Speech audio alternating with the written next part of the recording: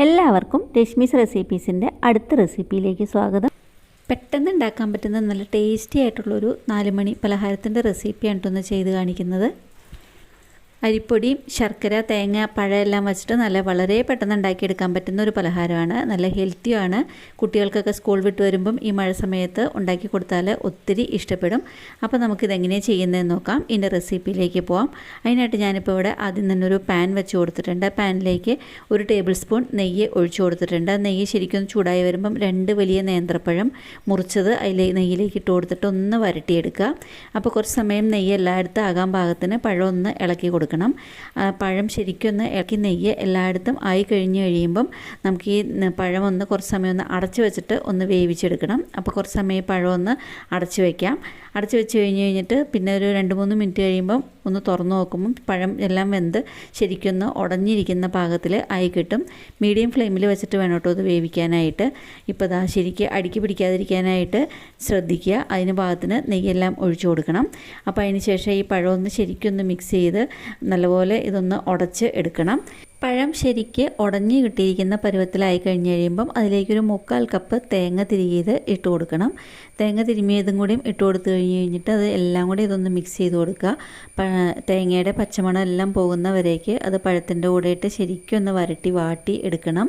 നെയ്യ് ആവശ്യമുണ്ട്, നെയ്യ് കുറവെന്ന് തോന്നുന്നുണ്ടെന്നുണ്ടെങ്കിൽ നമ്മൾക്കിപ്പോൾ ഒരു ചെറിയൊരു സ്പൂൺ നെയ്യ് കൂടെ അതിലേക്ക് ചേർത്ത് കൊടുക്കാം. അതിന് ശേഷം ഈ തേങ്ങയെല്ലാം ശരിക്കൊന്ന് മൂത്ത് നെയ്യിൽ കിടന്ന് തേങ്ങ മൂക്കുമ്പോൾ നല്ലൊരു വാസന വരും.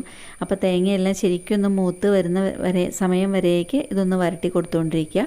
അതിന് ശേഷം അതിലേക്ക് നമ്മൾ എന്തോരം അളവിൽ തേങ്ങയാണ് കൊടുത്തത് അത്രയും അളവിൽ തന്നെ പഞ്ചസാര അതിലേക്ക് ചേർത്ത് കൊടുക്കുക. ശർക്കര ചേർത്ത് കൊടുക്കുന്നില്ല. പഞ്ചസാര ചേർത്ത് കൊടുത്തു കഴിഞ്ഞിട്ട് വളരെ ലോ ഫ്ലെയിമിൽ വെച്ചിട്ട് ഇതൊന്ന് മിക്സ് ചെയ്തെടുക്കണം. പഞ്ചസാര കൊടുത്തു കഴിയുമ്പോൾ ചൂടൊന്നും കൂടെ കുറയ്ക്കണം കേട്ടോ. അപ്പോൾ അല്ലെങ്കിൽ പഞ്ചസാര പെട്ടെന്നത് കട്ടിയായി പോകും. അപ്പോൾ അതുകൊണ്ട് ഇപ്പോൾ പഞ്ചസാര ചെറുതായിട്ട് ഇങ്ങനെ മെൽറ്റായി വരുന്നുണ്ട്.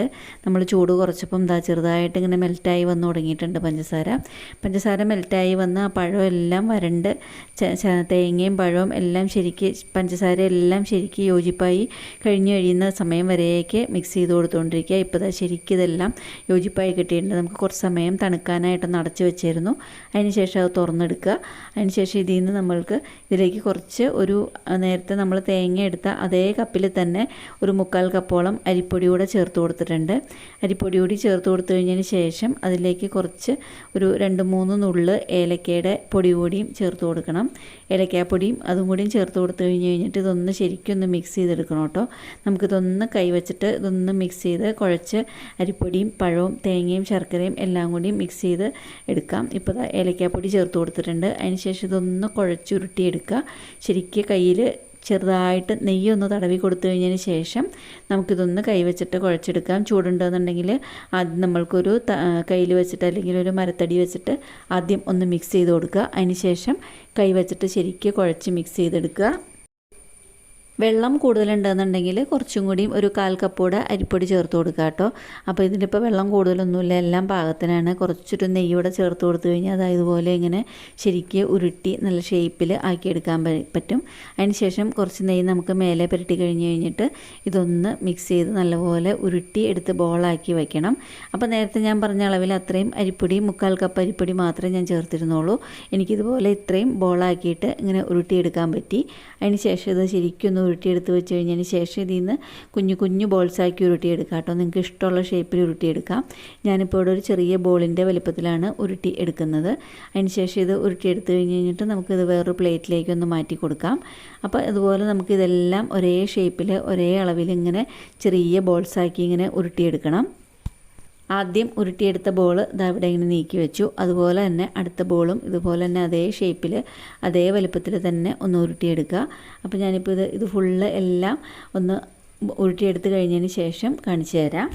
ഇതിലൊട്ടും കളറൊന്നും ചേർത്തിട്ടില്ല കേട്ടോ. ഇതിൽ ശരിക്കും ആ പഴത്തിൻ്റെ കളർ തന്നെയാണ് വന്നിരിക്കുന്നത്. ഞാനൊരു കളറോ ഫുഡ് കളറോ ഒന്നും ചേർത്തിട്ടില്ല. അപ്പോൾ നല്ല ഭംഗിയുണ്ട് ഇത് കാണാനായിട്ട്. അപ്പോൾ ഇതെല്ലാം ഉരുട്ടിയെടുത്ത് കഴിഞ്ഞതിന് ശേഷം നമുക്കിതൊരു നെയ്യ് പുരട്ടിയ ഒരു പ്ലേറ്റിലേക്ക് ഒന്ന് മാറ്റി കൊടുക്കണം.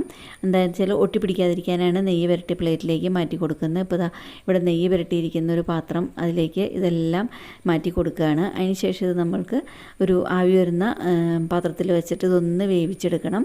അപ്പോൾ ഇതെല്ലാം ഇതിലേക്ക് മാറ്റി കൊടുത്തു കഴിഞ്ഞിട്ട് പെട്ടെന്ന് തന്നെ വേവിച്ചെടുക്കാം. പഴവും ശർക്കരയും എല്ലാം വെന്തിരിക്കുന്ന ആയതുകൊണ്ട് തന്നെ പെട്ടെന്ന് വെന്ത് കിട്ടും. അരിപ്പൊടി മാത്രമേ കുറച്ചുകൂടെ ഒന്ന് വേകാനായിട്ടുള്ളൂ. അപ്പോൾ ഇത് നമുക്ക് ആവി വരുന്ന വെള്ളത്തിലേക്ക് ഇറക്കി വെച്ചിട്ടൊരു 10-15 മിനിറ്റ് മീഡിയം ഫ്ലെയിമിൽ ശരിക്കും ഇതൊന്ന് വേവിച്ചെടുത്ത് കഴിഞ്ഞാൽ നല്ല ടേസ്റ്റി ആയിട്ടുള്ള ചായ പലഹാരം ഇവിടെ റെഡി ആയിട്ടുണ്ട്. പെട്ടെന്ന് തന്നെ ഉണ്ടാക്കിയെടുക്കുക. അതാണ് ഞാൻ പറഞ്ഞത്, 5-10 മിനിറ്റിൽ പെട്ടെന്ന് ഉണ്ടാക്കിയെടുക്കാൻ പറ്റുന്നൊരു ചായ പലഹാരമാണ്. ഇപ്പോൾ ഇതാ ശരിക്കും ഇത് വെന്ത് കിട്ടിയിട്ടുണ്ട്. ഇനിയിപ്പോൾ നമുക്കിതൊന്ന് ചൂടാറാനായിട്ടൊന്ന് വെയിറ്റ് ചെയ്യണം. ചൂടാറിയില്ല എന്നുണ്ടെങ്കിൽ ഇത് വല്ലാതെ കയ്യിലെല്ലാം ഒട്ടും. ചൂടാറി കഴിഞ്ഞ് കഴിയുമ്പോൾ മാത്രമേ ഇത് ശരിക്കും അതിനുള്ള ആ ബലം ഉണ്ടാവുള്ളൂ. അപ്പോൾ നമുക്കിത് ചൂടാറാനായിട്ട് ഇതൊന്ന് മാറ്റി വെച്ച് കൊടുത്തിട്ടുണ്ട്. ഇപ്പോൾ ശരിക്കും ഇതാ ചൂടാറി കിട്ടിയിട്ടുണ്ട്. ഇനിയിപ്പോൾ നമുക്കിതൊരു സെർവിങ് പ്ലേറ്റിലേക്ക് ഒന്ന് മാറ്റി കൊടുക്കണം. അപ്പോൾ ഇത്രയേ ഉള്ളൂ കേട്ടോ എൻ്റെ റെസിപ്പി. നല്ല ഈസിയാണ്, എളുപ്പമാണ് ഉണ്ടാക്കിയെടുക്കാനായിട്ട്. അപ്പോൾ ഈ റെസിപ്പി എല്ലാവർക്കും ഇഷ്ടപ്പെട്ടു എന്ന് കരുതുന്നു. ഇഷ്ടപ്പെട്ടു എന്നുണ്ടെങ്കിൽ നിങ്ങളുടെ ഫ്രണ്ട്സിനും റിലേറ്റീവ്സിനും ഒക്കെ ഒന്ന് ഷെയർ ചെയ്ത് കൊടുക്കുക. അതുപോലെ അടുത്തുള്ള ബെല്ലൈക്കൺ പ്രസ് ചെയ്ത് ഓൾ എന്നുള്ള ഓപ്ഷൻ ക്ലിക്ക് ചെയ്താൽ ഞാനിതുപോലെ പുതിയ വീഡിയോസ് ഇടുമ്പം അപ്പോൾ തന്നെ നിങ്ങൾക്ക് അതിന് നോട്ടിഫിക്കേഷൻ വരുന്നതാണ്. അടുത്ത വീഡിയോ ആയിട്ട് വരുന്നവരേക്കും താങ്ക്